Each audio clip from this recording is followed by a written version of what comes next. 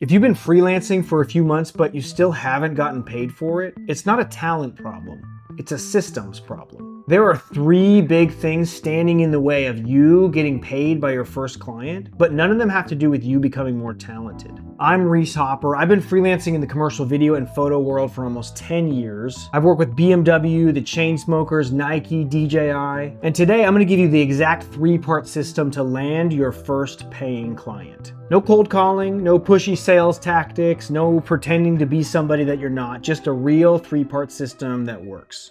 Let's get into it. Before we dive into this system, we have to talk about a big mindset shift that needs to take place before any of this will work. There's this myth that goes around among freelancers and creative people that's like, if I build it, they will come. If I just create good work, clients will come to hire me and I won't have to put in any effort into getting hired. This is a myth. The reality is there are thousands of talented creatives, so talent isn't the bottleneck. It's not the thing keeping you from getting hired. Visibility is the bottleneck. That's what's stopping you from getting hired. You don't have good visibility. Think of it this way. If everyone on the planet knew who you were, what you did, and trusted the value you could bring, you'd be working every day for the rest of your life. Obviously, everyone on the planet doesn't know who you are, so there's the gap, right? You need to increase the number of people who know who you are, what you do, and trust the value that you can bring. Until you accept the fact that pitching and marketing are part of this freelance process, the system's not gonna work for you. But here's the good news. You don't have to be salesy. You don't have to do anything that feels gross. You have to build your portfolio. You have to hone your offer, and you have to engage in consistent outreach. Those are the three things. And once you accept that the work doesn't speak for itself, but that you have to consistently work on those three pieces, the rest is simple. So let's start with the part that most freelancers think they have figured out, but that they really don't. This is part one of the system, and it's all about your portfolio. I made an entire video all about how to build a great portfolio. You can go watch it after this one. But here's the 60-second version because you can't win clients without a portfolio. First, you have to build your portfolio before anyone asks you to, before anyone pays you to do it. You have to do it on your own time with your own dime. You can make spec projects for brands you love. You can do little campaigns with friends. You can shoot the products you already have in your house.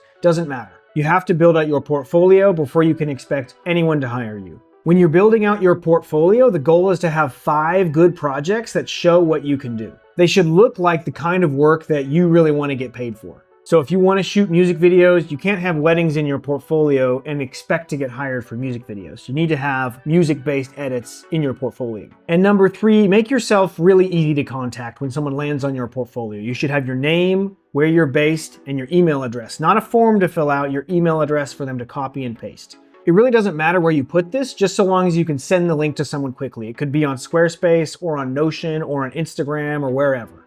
As long as someone can see your work and then email you in 15 or 20 seconds, that's the goal. If you're just getting started out, this may take a few weeks or maybe a month or 2 to build. Remember, I've got that other video that goes way in depth on how to build a great portfolio. So if you're just starting out, go check that out. Once you sort out your portfolio, that's great. You've got the work. Now you need something to sell.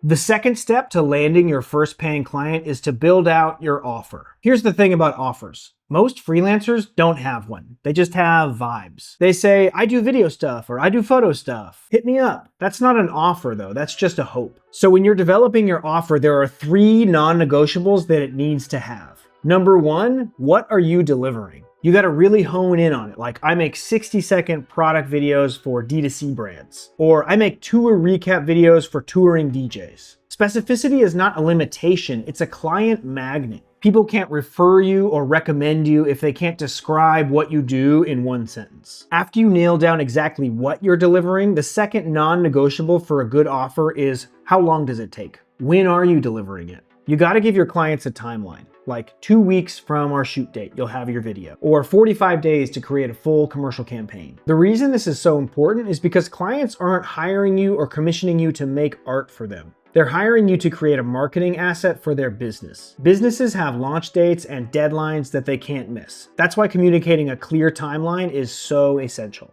Clients aren't just buying the work, they're buying the confidence that the work will be delivered to them on time. So once you clearly communicate what your client is getting and how long it'll take for them to get it, now we'll move on to the third essential component of your offer. How much does it cost? You have to have a number for how much your services and deliverables cost. Even if you're not 100% sure yet while you're still pitching the project, you should still communicate a starting number to make sure a client is in the same ballpark as you. If you've never had a paying client before and you're just starting out, somewhere between $350 to $500 per day is a reasonable, defendable starting day rate. So start there, see what your clients say, and then raise your rates as you go along. Now, it may be really nerve-wracking or scary for you to put all this out there in a really buttoned up offer. It really challenges you to say, this is what I can do, this is when I can deliver it, and this is how much it costs. But that's the beauty of freelancing. If it makes you uncomfortable, that's what it's all about. Freelancing will challenge you in the exact areas which you are deficient. So if you're scared to talk about money, freelancing will teach you to be more confident talking about money. If committing to a hard timeline makes you nervous, freelancing will force you to communicate and deliver your work on time. And all of this is so important because none of us buy anything unless we know how much it costs and what it is. If we don't get what we're expecting, or if it costs more than we thought, we feel like we're getting scammed. This is the trust component. You need to communicate all this stuff clearly in your offer to build the trust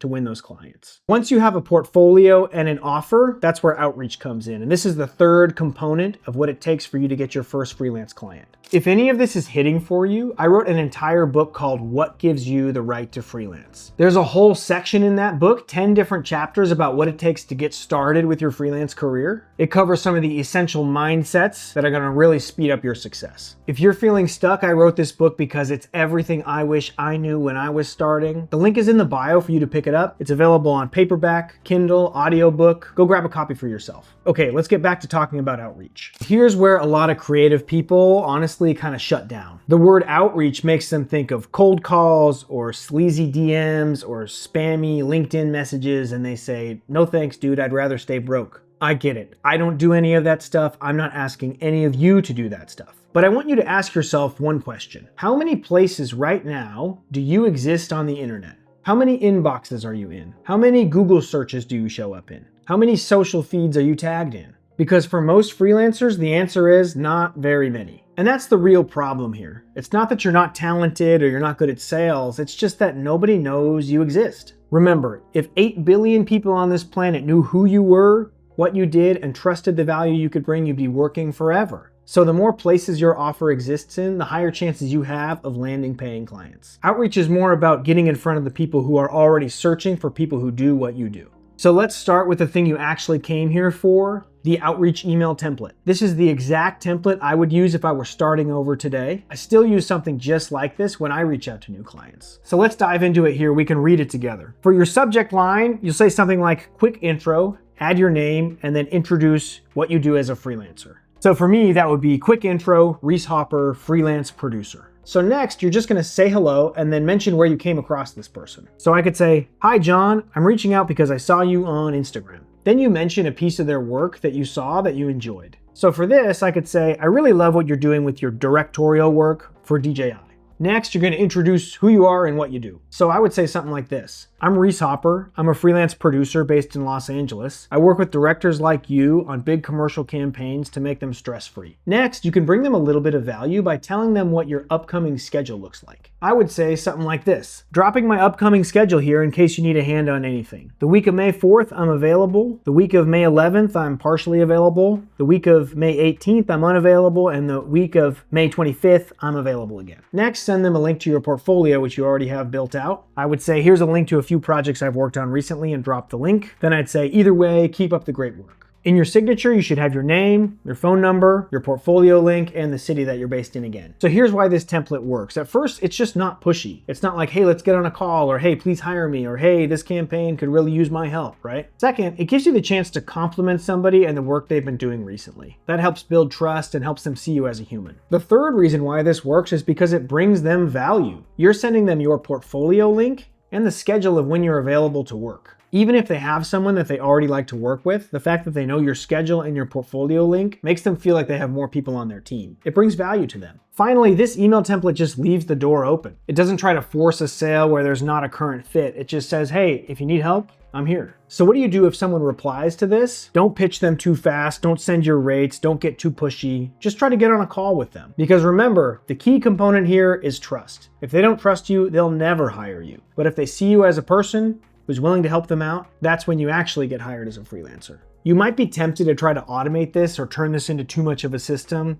In this AI-driven world, I think real human interactions stand out. If you can get on the phone with someone, if you can get coffee with someone, or if you can just even write them a personal message that they can tell you actually wrote, that's gonna go way farther. Everyone's inbox is getting obliterated by AI spam emails, so if you can bring a real sense of humanity to your outreach, you're gonna win. Next, let's talk about 3 outreach channels that can work really well for you as you're trying to find your first freelance client. The first channel and the best channel is warm outreach. Now, a warm lead is someone who already knows what you do and trusts you to do it. These could be friends or family members, these could be ex-coworkers, these could be former classmates, or just people who know that you can deliver. The key here is that they already know you and trust you. I'd be willing to bet you could find 10 or 15 people just like this if you take a half hour to scroll through your phone. Once you put people down on this warm outreach list, send them the outreach email that we just went over. The second good channel is cold outreach. A cold outreach is a lead who doesn't know who you are and they don't trust you yet. The good news about cold leads though is that there's an infinite number of them. So make a big list of 100 or 200 brands, local businesses, or organizations that you'd really love to work for. Then make cold outreach a part of your process. Don't send 100 and then get bummed if it doesn't work. Send 2 or 3 or 4 a day, turn it into a system, and see how it works for you. Something you need to keep in mind is that most cold emails get ignored. So if you're only getting responses from, let's say, 1 out of 10 people, that's actually pretty good. And the third great outreach channel is organic social content. You can post work from your portfolio, you can post behind the scenes, or you can just post videos and photos from your day-to-day life. Even if you don't go viral, that's not the point. The point is that the right people see your offer and see your portfolio. The last thing I'll say on cold outreach, and this is kind of my favorite one, is that the internet is not the only place that you can do this. Ask yourself, where does my ideal client base spend time? Do they go to film premieres or conferences? Do they go to coffee shops or bookstores? Do they go to concerts or art galleries? One of my buddies, who's a copywriter, he printed off a sticker that just said writer for hire, and he put it on the back of his laptop. Then he'd go to coffee shops and do his writing there. Got a lot of clients that way. So there's an interesting approach here,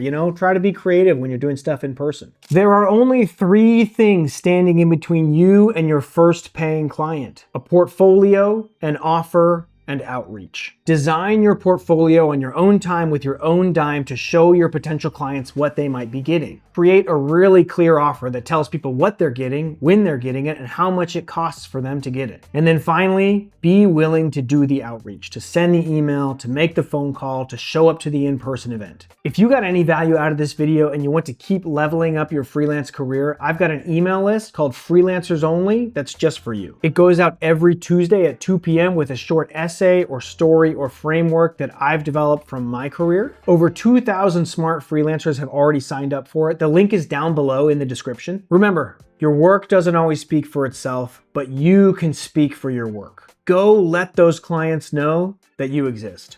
I'll catch you in the next one.